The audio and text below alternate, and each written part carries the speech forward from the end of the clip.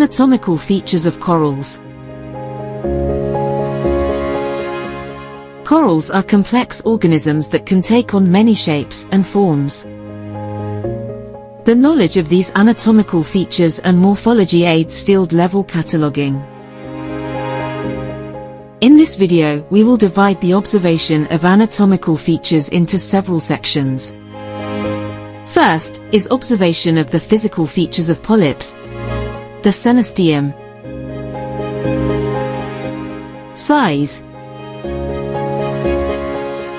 and walls of the corollum. The arrangement of polyps on the colony differs from one genus to another. This includes the space between polyps, size of polyps, and its orientation. In some corals, there are space between polyps and its cenosteum is visible. In other corals, there are little or no space between polyps and the cenosteum is not visible.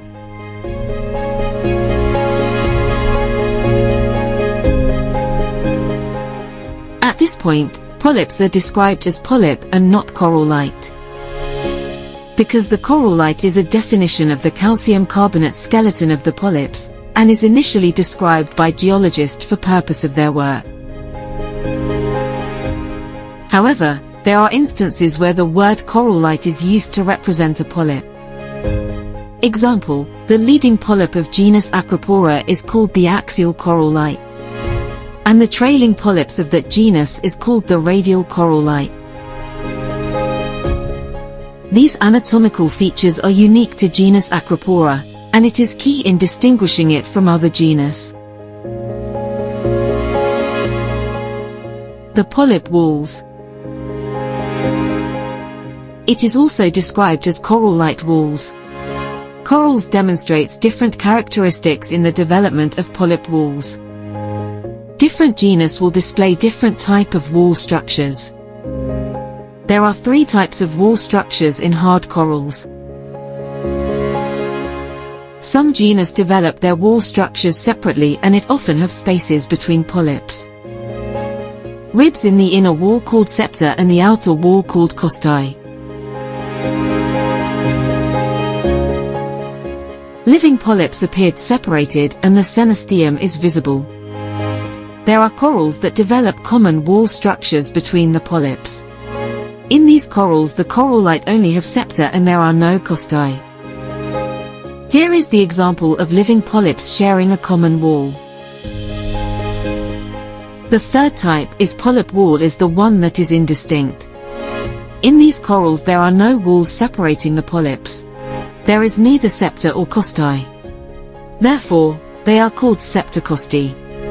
And here is the close-up image of the polyps and a general picture of how the colony looks like. Concluding that there are 3 types of polyp walls in hard corals, the separate wall, the common wall and the indistinct wall.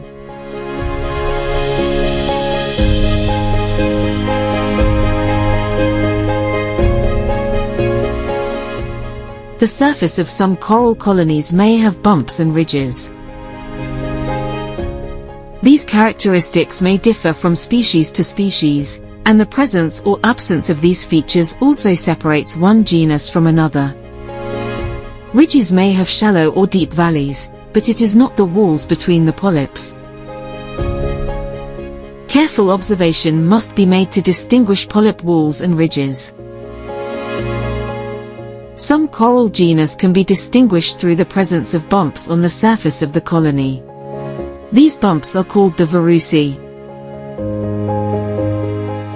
Coral polyp size differs from species to species. They can be as tiny as 0.5 mm or as large as 1 cm or more. The sea anemone is a single polyp organism, and it can measure several centimeters in diameter. This is the comparison that must be observed when switching from one family of organism to another. Therefore, it is important to take note of the size of polyps when cataloging corals.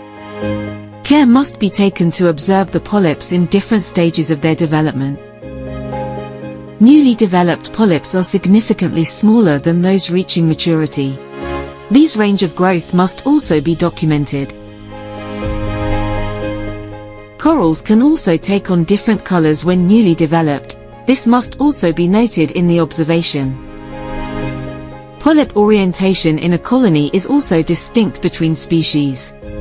This is an example of protruding polyp that stand on top of the colony.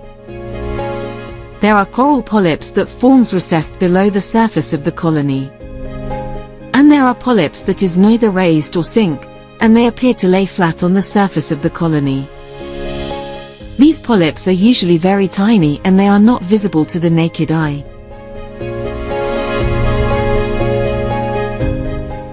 Now we have completed one section of coral observation.